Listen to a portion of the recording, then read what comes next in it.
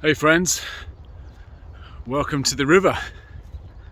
Hope this finds you well. I've been considering the benefits of rest. It's one of those things that is can be very countercultural. The notion of resting, and so much of our world, our communities are about striving, about achieving, about acquiring, about productivity. Rest can seem like it's the polar side of all those things, and somehow it's holding you back. It's a very hard thing to balance in life, because there's something quite fundamental about resting that is very human. We need sleep, for example. We need to recover. We're not machine in that way, where there's something about us that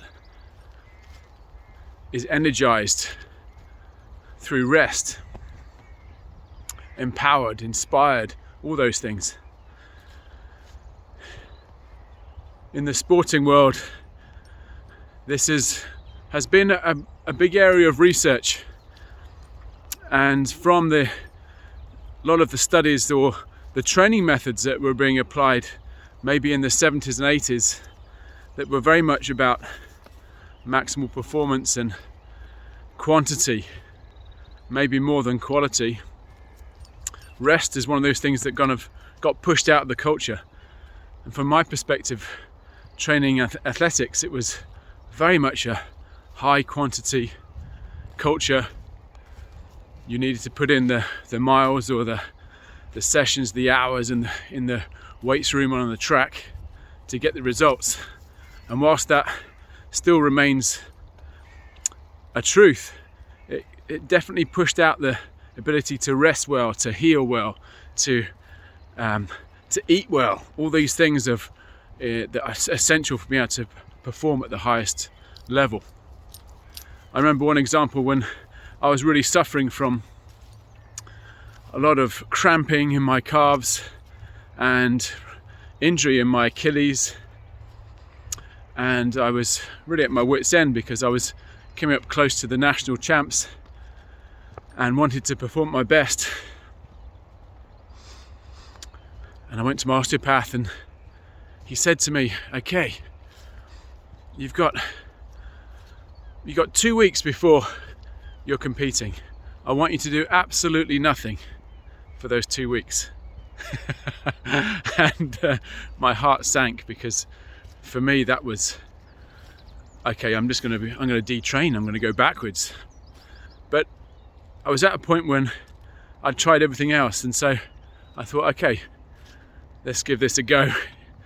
I'm scared, but I've just got to give it a go. And so I rested completely for 2 weeks. And when it came to the weekend of the championship, I felt ready, but I was also nervous, like what's going to happen? And amazingly, when I started warming up, I felt this complete difference about me. There was like a new energy, a new power that I hadn't experienced for a long time. And I ran PB, ran really well, and I absolutely know it was down to that rest.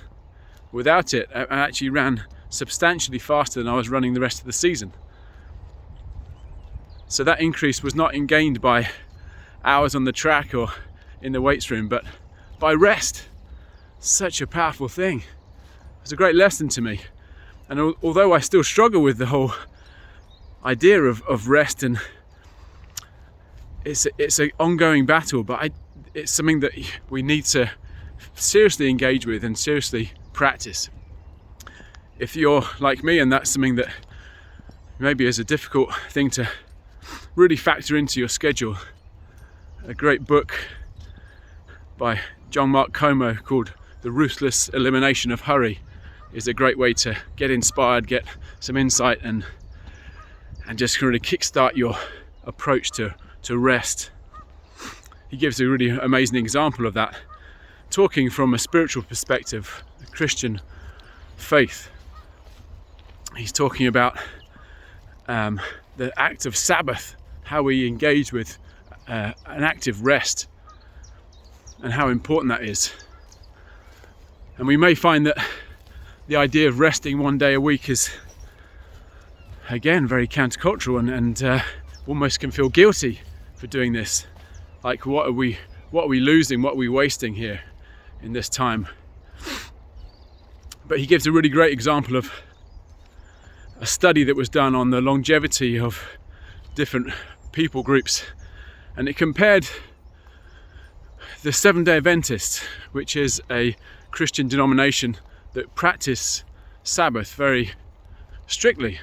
Friday sunset to Saturday sunset, they rest. That's their Sabbath. And it compared their average lifespan to those of the rest of the population, and it worked out that they lived on average 10 years longer than everyone else. And then the interesting stat that if you correlate that is, if you add up the average amount of Sabbaths that you would have in a lifetime, it equates to 10 years. It's a beautiful analogy there, that maybe when we rest, it's given back to us. There's this provision in rest that is not taking away, but actually giving to us. So I just want to leave that with you, friends. Rest well, live well. Peace and love.